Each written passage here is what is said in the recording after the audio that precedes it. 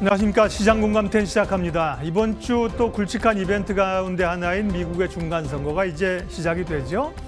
전반적인 시장 영향 자체는 긍정적으로 해석을 하고 있고요. 우리 시장이 상대적으로 또 굉장히 강합니다. 근데 이제 어제 같은 경우 방산주는 갑자기 왜 이렇게 밀리지? 화학주는 왜 이렇게 세지? 이런 고민들이 결국은 이제 공화당이 승리할 가능성에 따른 업종별 영향을 미쳤고요. 장기적으로야 사실은 2차 전지, 전기차 이런 데 대한 믿음이 흔들리지 않죠. 장기 성장 추세이지만 단기적으로 이제 공화당이 우세를 하게 되면 친환경 쪽은 전기차나 풍력이나 부담스러울 수 있다라는 거고요. 반면에 이제 전통적인 공화당의 그 에너지가 몰리는 쪽이죠. 에너지라든지 혹은 제약, 바이오, IT 이런 쪽에 이제 상승세가 나타납니다. 그러니까 말씀드린 것처럼 방산 같은 경우는 좀 애매해요. 방산은 원래 이제 사실은 공화당의 우세인데 우크라이나에 대한 지원을 좀 줄일 수 있다고 해서 밀리는 건데 그게 국내 방산주하고 무슨 상관이 있단 말입니까? 그런데 밀려요. 그게 시장이잖아요. 그죠? 그 영향을 중기적으로는 피해가지 가겠지만 단기적으로는 영향을 좀 받을 수밖에 없어서 업종의 이 지형 변화가 단기적으로는 예측됩니다. 그런 거를 트레이딩하는 분들은 또 대응을 할 수밖에 없는 상황들이고요. 네, 지수 한번 확인하겠습니다. 코스피 흐름은 좋습니다. 오히려 미국 증시보다도 강하고요. 코스닥보다도 강하고 조심스럽지만 2,400을 한번 이제 또 트라이 해볼 만한 상황들이고요. 코스피는 7포인트, 코스닥은 이제 어제 700선 회복했습니다. 원달러 환율은 내리고 시장 전반적인 환경은 좋습니다. 세부적인 전략이 고민인 건데요. 구체적인 전략과 종목 이야기 하나씩 풀어가도록 하겠습니다. 첫 코너 잠금 해제 시작하겠습니다.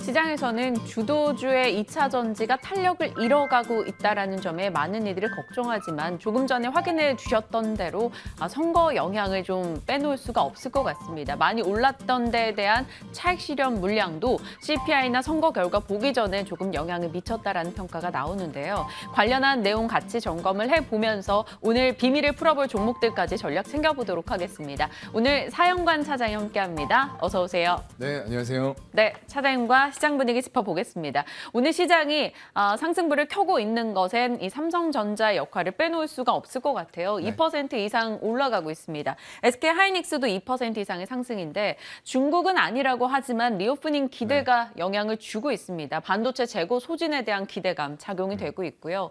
2차 전지 쪽 오늘 가장 부진하다라는 점이 눈에 띄네요. 각 소재별로 해서 대다수가 오늘 하락하는 움직임이 나타납니다. 밤사이 미국에서도 테슬라, 리비안, 루시드, 니오, 니콜라 이런 전기차 쪽 부진했고요. 태양광이 같이 빠진 바가 있었습니다. 역시나 공화당의 승기를 잡을 것이다라는 전망이 우세하다 보니까 친환경 쪽 종목들이 상대적으로 약하다라는 거고요. 약가 인하를 밀고 있는 민주당과 반대되는 의견을 내놓기 때문에 제약바이오 쪽이 상대적으로 강한 움직임, 공화당 영향을 받아갑니다. 오늘 삼성바이오로직스 그리고 셀트리온 그룹주도 강세 움직임 포착이 되고 있는데요. 여러 섹터들이 오늘 그 영향권에 들어가 있습니다만 뭐니 해도 제일 궁금한 건 이건 것 같아요. 반도체 오르고 2차 전지 내리고 외국인의 수급이 또 살짝 하루 만에 뒤바뀌었는데 여기에 어떤 대응을 저희가 해야 될지 지금 2차 전지 매수 기회로 보십니까? 저는 조금 더 기다려봐도 괜찮을 것 같아요. 어차피 아무리 좋은 기업, 아무리 실적이 잘 나와도 주가가 매일매일 오를 수는 없습니다. 그렇다고 하면은 이런 이슈들이 나왔는데 방향성 자체는 변한 건 아니라고 봐요. 왜냐하면 상원과 하원에서 공통적으로 이 법안을 발의를 했습니다. 그렇다고 하면 전기차를 예를 들어볼 때 전체 국민들에게 편의성을 더 제공하기 위한 법안이라고 저는 생각을 해요. 왜냐하면 더욱더 많은 완성차 업체들을 같은 조건에서 경쟁을 시켜서 고품질의 저가 전기 차량을 미국 내에 빠르게 보급시키겠다라는 큰 틀에서는 변화가 없다라고 생각을 합니다. 그래서 오히려 이런 부분들을 우리는 신규로 매수를 고민하고 있던 분들에게는 굉장히 좋은 매수의 기회가 올 수도 있다라고 생각을 하고요. 신재생 에너지도 마찬가지일 것 같아요. 이미 어느 곳이던 러우 사태로 인해서 이 에너지, 국가 근간이 되는 부분이 흔들렸을 때 어떤 일들이 일어날 수 있는지 체험을 다 해봤습니다. 그런 부분들을 공화당이건 민주당이건 국민들에게 또 되풀이시키고 싶지는 않을 거예요. 그렇기 때문에 신재생 에너지, 원자력 이렇게 에너지원을 다변화해 나가는 것은 어느 당이 되건 간에 저는 갈 수밖에 없는 길이라고 보고 있어요. 그래서 이런 부분들에 대해서는 주가가 적절한 조정을 주었을 때 오히려 우리가 신규 매수로 정말 좋은 가격에 살 수 있는 기회를 준다라고 보고 있습니다. 기존에 저희 2차 전지 얘기하실 때 삼성 SDI도 긍정의 시각을 주셨던 바가 있었고 소재단의 종목들도 많이 말씀 주셨는데 그러면 눈여겨보면서 매수 타이밍을 재본다면 지금 시점에 괜찮은 종목으로 뭘 꼽으시겠어요? 일단 배터리 셀도 좋아요. 최근에 이제 숫자가 나오기 시작했기 때문에 확실한 방향성이 잡혔습니다. 거기다가 양극재 이쪽은 정말 빼놓을 수 없어요. 항상 말씀드리지만 배터리 원가의 많게는 70%까지 구성을 하기 때문에 가장 중요합니다. 이거 없으면 어느 기업들도 완성차를 내놓을 수가 없어요. 그래서 에코프로비엠, LNF, 포스코 케미칼 3대장으로 소재 쪽에서 꼽을 수가 있을 것 같고요. 또 하나를 추가를 하자고 하면 요즘에 리튬 가격 굉장히 천정부지로 올라갑니다. 제가 여기서도 이제 리튬 가격을 도표로 설명을 좀 해드렸을 텐데 이게 과연 일시적일까요? 앞으로 전기차 보급률 침투율은 점점 더 빠르게 올라갈 거예요. 그렇다고 하면은 이 리튬은 점점 더 그 중요성이 높아지고 가격이 올라가는 건 필연적이다라고 보입니다. 그래서 이 리튬 염호, 사실상 리튬이 많아요, 지구상에. 그런데 이걸 가져와서 정말로 고순도의 리튬으로 정제 가공할 수 있는 기술을 가진 곳들은 전 세계적으로 봤을 때도 5개 안에 꼽습니다. 그 중에 하나가 포스코홀딩스예요. 그렇기 때문에 리튬 염호를 가지고 있고 그걸 정말로 전기차라던가 에너지 저장 장치로 적용할 수 있는 정제 가공 기술 가지고 있는 포스코홀딩스도 여기에다 같이 끼워 넣어도 괜찮을 것 같습니다. 포스코홀딩스도 끝자락으로 마무리 지어주었어요. 어제장에 또 급등이 나왔던 종목이기도 합니다. 자, 지켜보겠습니다. 오늘 잔금해제 종목으로 들어가 볼게요. 첫 번째 종목은 열어보시면 현대중공업입니다. 기다리던 흑자 전환. 시장에서 제일 좋아한다는 키워드 턴어라운드. 매출로만 봤을 때는 실적? 이런 생각이 들지만 결국에는 턴어라운드를 해냈다라는 것에서 긍정의 평가를 주더라고요. 맞아요. 일단 정말로 기다렸던 턴어라운드인데 3분기에 이루어질 거다라고 예상은 했어요. 그런 부분들이 이제 가시화가 된 거고요. 아마 나머지 업체들도 4분기 그리고 내년에 전부 다 흑자 전환을 하지 않을까라고 생각을 합니다. 일단 내용들을 좀 보게 되면요. 3분기에 현대중공업이 143억에 흑자 전환을 했어요. 물론 영업이익은 뭐 전년 동기 대비해서는 많이 빠진 수치지만 이런 부분이 조선 부문 이런 쪽들은 일회성 비용을 제거했을 때 확실하게 턴어라운드를 하는 모습들이 나타났다라는 게 중요한 것 같아요. 그리고 아직 후판 가격에 인하라던가 이런 것들이 결정된 상황이 아니에요. 그럼에도 불구하고 지금 현재 진행 중인 상황에서 후판 가격이 설사 지금 철강 업계에서는 소폭의 인하나 아니면 동결 쪽을 예상하고 있거든요. 그런데 지금 조선 쪽에서는 무조건 20만 원 내려야 된다 하면서 팽팽한 줄다리기가 이루어지고 있어요. 정말 20만 원이 인하된다라고 했을 때는 굉장히 크게 영향을 더 부가적으로 미칠 수 있다라고 보이고요. 이게 조선 배를 만들 때 원가의 20%를 후판이 차지합니다. 상당하죠. 그만큼 굉장히 중요한 요인이기 때문에 이 협상 과정이 어떻게 결론이 나는지 이런 것들은 조금 더 지켜볼 필요가 있다라고 생각을 하고요. 일단 신조성과와 환율, 지금은 소폭 환율이 떨어지는 그런 상황이지만 거의 1,400원 부근에서 크게 빠지지는 않아요. 그렇다고 하면은 환율 효과와 더불어서 이 신조성과가 상승하는 효과를 본격적으로 누리는 거고요. 우리가 수준은 많이 봤는데 이거 도대체 실적 언제 반영되는 거야? 잠깐 올라갔다 빠지고 반복이 됐었어요. 그런데 이제는 2020년 하반기에 받았던 슬롯 계약, 수주 이런 것들이 가시화가 되면서 재무제표로 반영이 되기 시작했다. 이게 포인트가 될 것 같아요. 그때부터 수주가 연달아서 에너지 안보 위기, 코로나 이런 거를 거치면서 다변화 필요성이 느껴졌고요. 거기에서 어떤 러시아 중심으로 유럽 쪽에 공급되던 LNG에서 이런 것들이 미국 중심으로 좀 재편이 됐단 말이죠.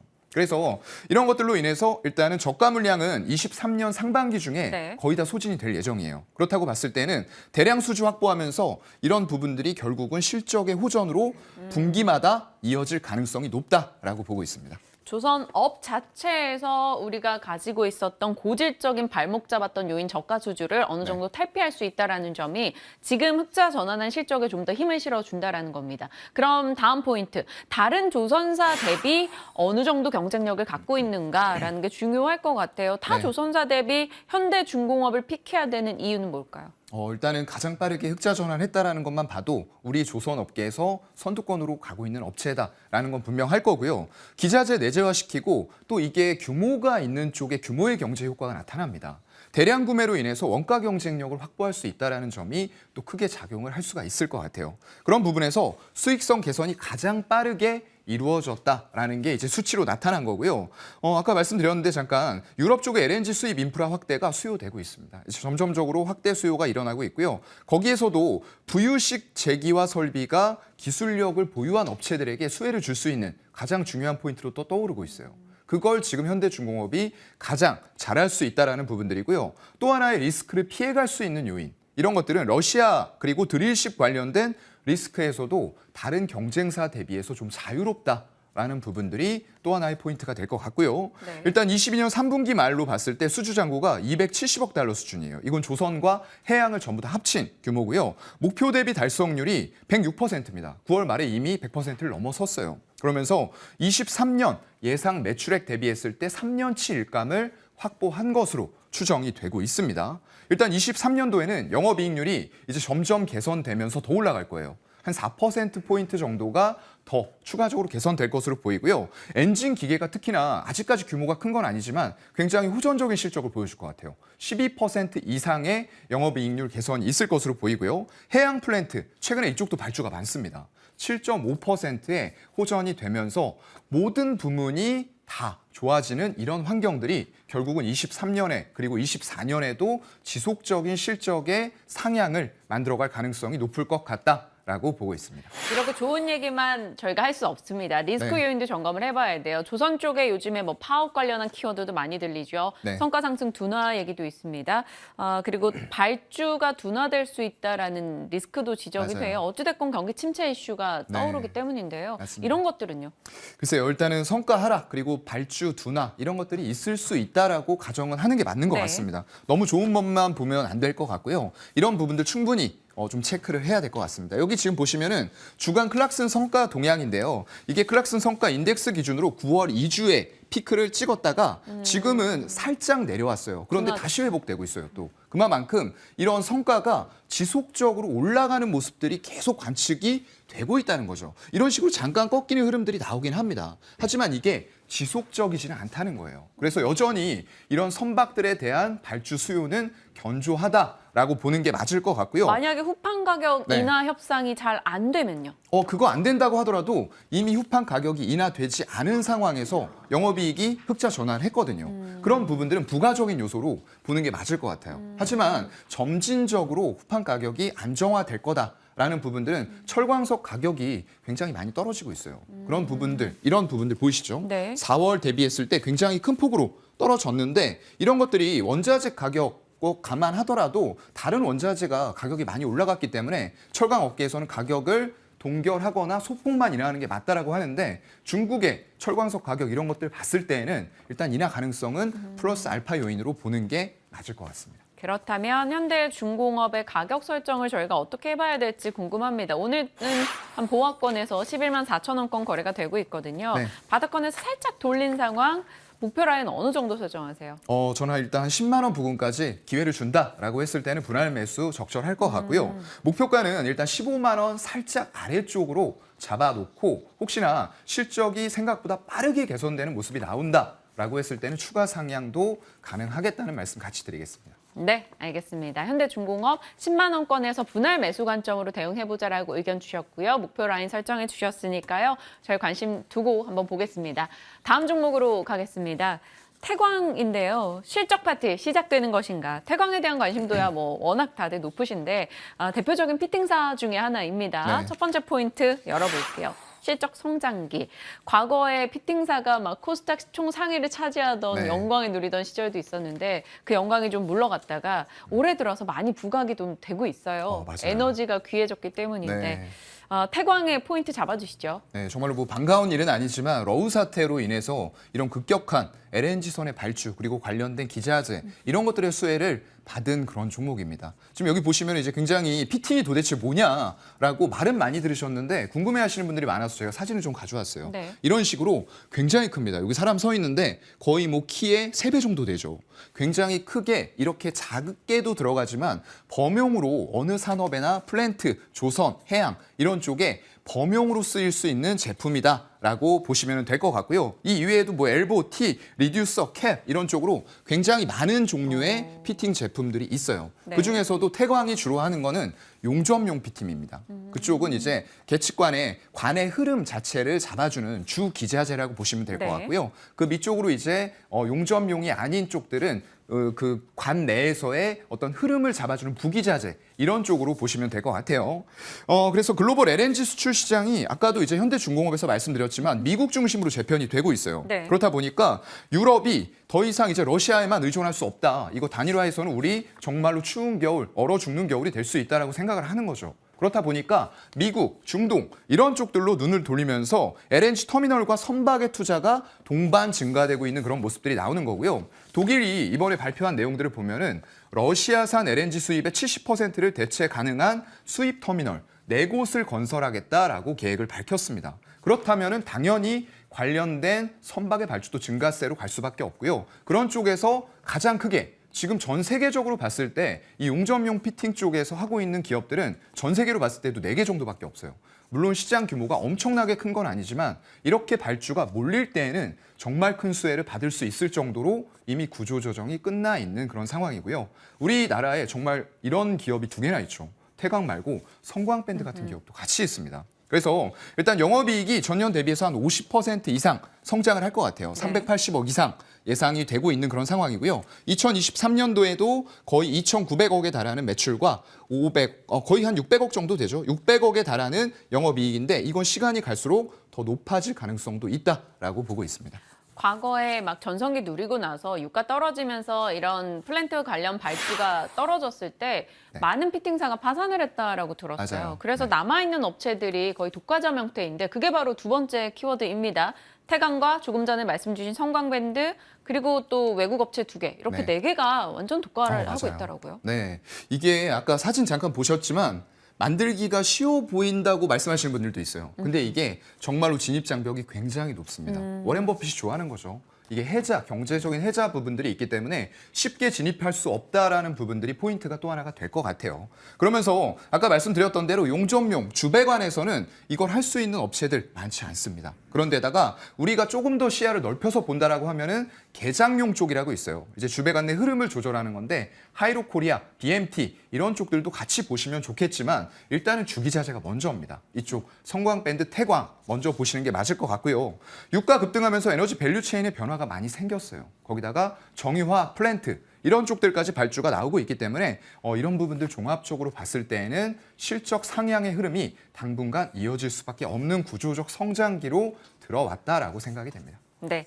그리고 최근 들어서 피팅사가 다시 조금 주목을 받고 있는 게 뭐 네옴이 묻었다라고 하잖아요. 네. 수소 관련한 플랜트 얘기하면서 그 플랜트 기자재로도 피팅을 보더라고요. 맞아요. 네, 이게 또 포인트가 될 것 같아요. 이건 밸류를 높여줄 수 있는 요인이에요. 아직 여기에서 매출이 가시화가 되면서 엄청나게 많이 나오고 이런 부분은 아닙니다. 하지만 기존에 하고 있던 업이 잘 되는 상황에다가 이런 신재생의 밸류를 끌어올 수 있는 요인들이 생긴다는 건 굉장히 중요할 것 같아요. 그러면서 친환경 에너지 수요 확대에 따른 대규모 LNG 수소 프로젝트 발주가 예정이 돼 있어요. 물론 이번에 선거 결과 이런 것들이 일부 영향을 미칠 수는 있습니다. 하지만 여기는 그게 주는 아니에요. 역시나 플러스 알파의 요인으로 생각을 하시면 될 것 같고요. 어느 당이 승리한다고 하더라도 결국 수소라는 거는 전 세계의 기업들이 이미 그 흐름을 만들어가고 있어요. 주가의 등락과는 관계없이 R&D 그리고 엄청난 투자, M&A, 행보 이런 것들 여러분들 키워드로 찾아보시면 지금도 활발하게 진행 중입니다. 기업들은 미래를 만들어가고 있는 거죠. 이런 흐름에 좀 동참할 필요는 있다라고 생각이 되고요. 2050년엔 또 넷제로예요. 이런 정책들 때문에 수소 플랜트, 바이오 이런 정유 공장 같은 곳들의 투자가 요구가 될 수밖에 없어요. 요즘에 ESG 경영 이런 것들 네. 굉장히 중요하잖아요. 그래서 그런 부분들과 더불어서 지금 10월 28일에 공시가 하나 나왔습니다. 아직은 미확정 공시긴 한데요. 이게 S-오일의 7조 원 그리고 석유화학 프로젝트 투자가 승인 확정됐을 때에는 이걸 또 글로벌 두 개사가 아닌 우리 두 개사 태광과 성광밴드가 독식할 가능성도 충분히 있다라고 생각이 됩니다. 네, 그러면 태광은 오늘 17,500원입니다. 올해 연초 대비해서는 거의 2배 가까이 올라온 수준인데 네. 목표 라인은요? 사실 10월 말 정도에 굉장히 좋은 자리 줬어요. 121선 찍고 매물대 상단까지 18,000원 부근까지 올라오고 지금 횡보하고 있거든요. 만약 기회 준다고 하면은 다시 121선 15,000원 부근까지 분할 매수 충분히 유효하다라고 생각되고요. 하지만 지금부터 분할 매수로 사시는 게 좋을 것 같아요. 그렇게 보시고 일단 목표가는 24,000원 잡아보도록 하겠습니다. 네, 24,000원 잡고 보겠습니다. 현대중공업과 어찌 보면 그 관련 기자재로 볼 수 있는 태광까지 오늘 두 종목에 대한 이야기 나눠봤으니까요. 다시 보기로 한 번 더 내용들 체크해 보시길 바랄게요. 오늘 사영관 차장과 함께했습니다. 고맙습니다. 네, 고맙습니다.